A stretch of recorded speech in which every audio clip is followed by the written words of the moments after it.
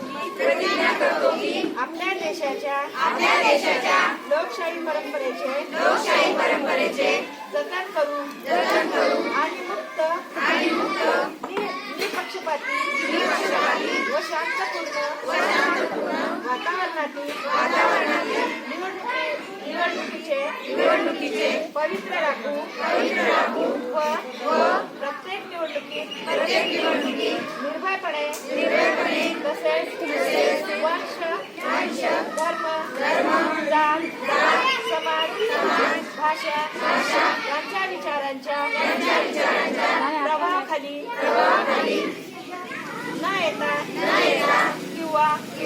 कोणत्याही प्रलोभनास